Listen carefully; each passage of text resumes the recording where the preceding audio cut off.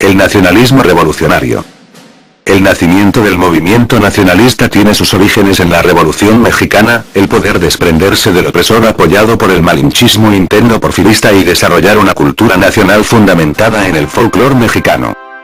El muralismo mexicano, el crecimiento industrial, la repartición entre el pueblo con ideal nacional, la búsqueda de una tecnología propia, el siglo de oro en el cine, entre muchas otras expresiones, se desarrollaron como un intento del país de renacer como una potencia con identidad propia.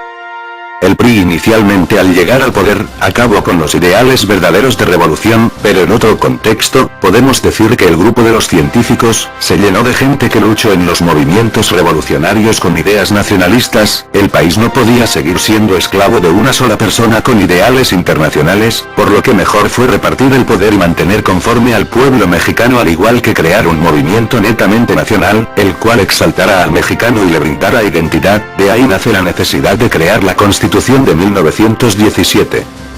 Los primeros presidentes, militares, que lucharon en la revolución, sabían muy bien las necesidades que incitaron al pueblo a rebelarse y decidieron por primera vez después de un gobierno porfirista que el ejército y las fuerzas de los científicos tuvieran que dignificar la vida de los mexicanos.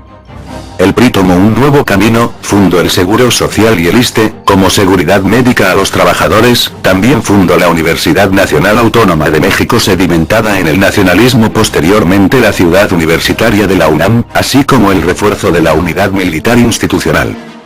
El PRI dio una organización estatal la cual fue plasmada en la Constitución Política de 1917 que dieron fundamento a las leyes del país.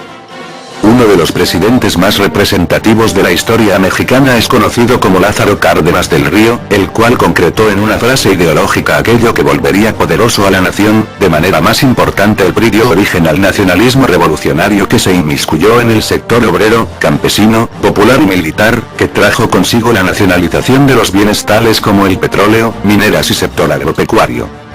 El auge de la nación fue inminente y en su caso tuvo una alineación que sería fundamental en el proceso de reforma del Estado Nacional. El sector militar se volvió el soporte de las instituciones en el país, ya que este sector fue principal en la organización y distribución de los bienes entre el pueblo. La institución, al ser el principal soporte de la nación, trajo consigo el incremento de las clases medias, ya que la distribución de la riqueza ahora era dada por las instituciones gubernamentales.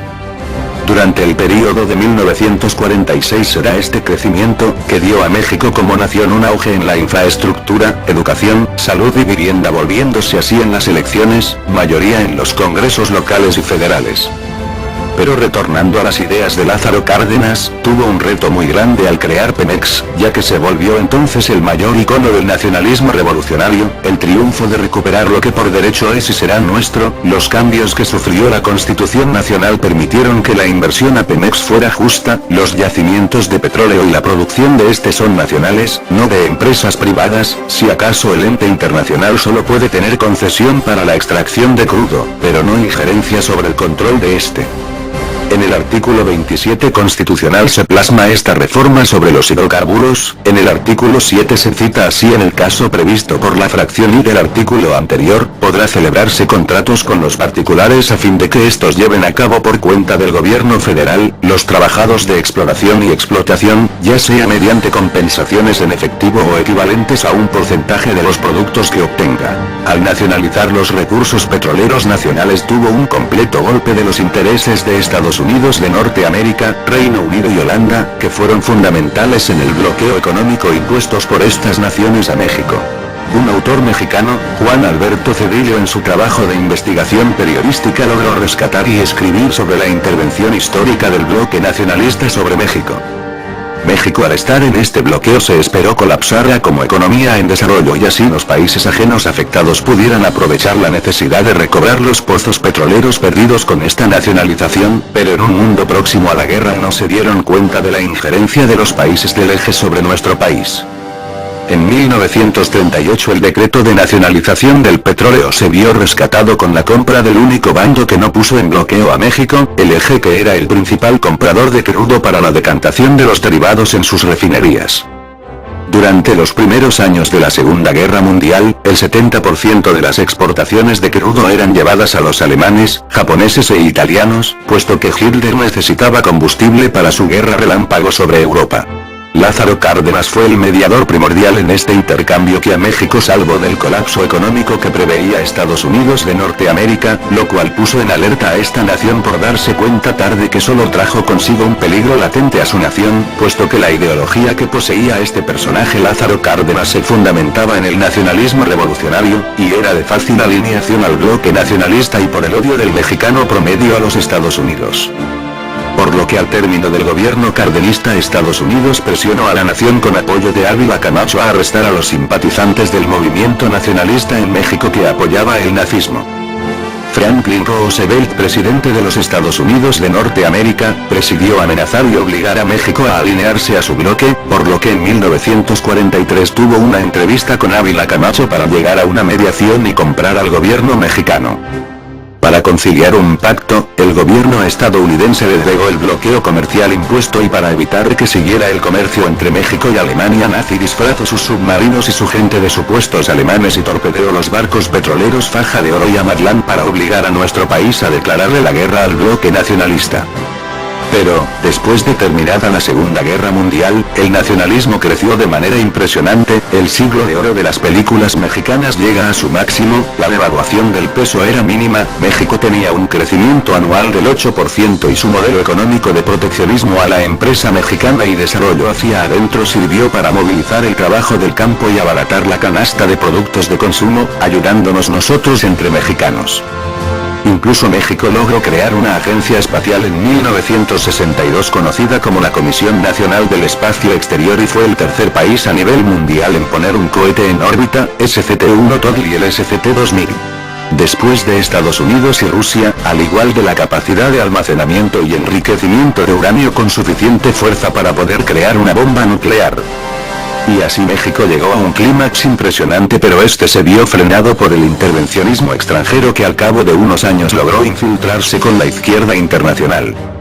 Una de las formas de desestabilizar a México fue el tan conocido movimiento estudiantil de 1968, ya que los logros hasta la fecha ayudaron a desarrollar tecnológica y militarmente a la nación, ya que la AEXA mexicana había puesto de forma satisfactoria en órbita el primer satélite para la transmisión de los Juegos Olímpicos.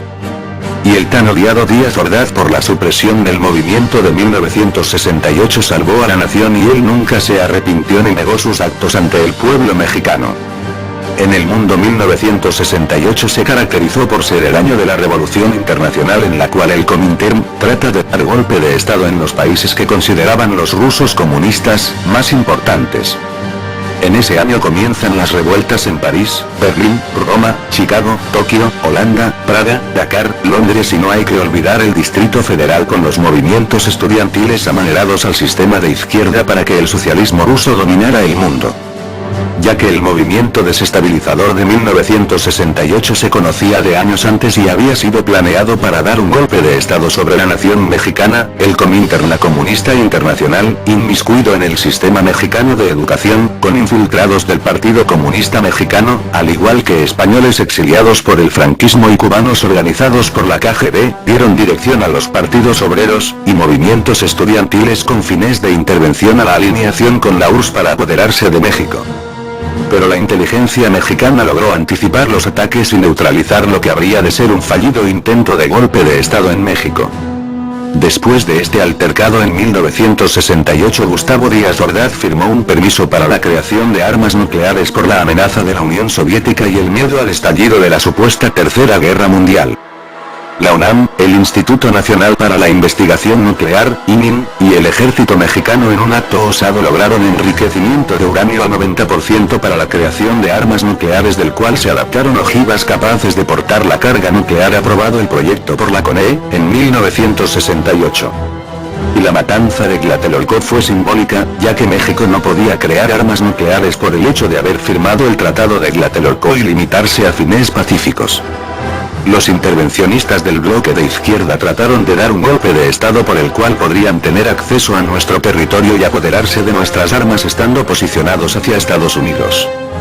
Pero Díaz Ordaz y la inteligencia mexicana lograron erradicar los movimientos separatistas y mandar al exilio a los traidores que patrocinaron y ayudaron al Ejército Rojo a meter sus manos en nuestro país. En 1970, una vez terminado este periodo de auge que tuvo México con la entrada de Luis Echeverría, fue en decadencia, ya que este personaje era miembro de la Cominterm y lo que se había planteado con el nacionalismo revolucionario también se vio la destrucción del Estado Nacional Mexicano, en parte ayudado por los Estados Unidos para evitar lo que parecía el fluctuante crecimiento de una nación que hasta la fecha sigue estando en vías de desarrollo. El frenar a la nación, acompañada posteriormente con la introyección del neoliberalismo como doctrina en nuestro país así como Latinoamérica, permitió a los traidores de izquierda que se fueran integrando al poder nacional al servicio internacional.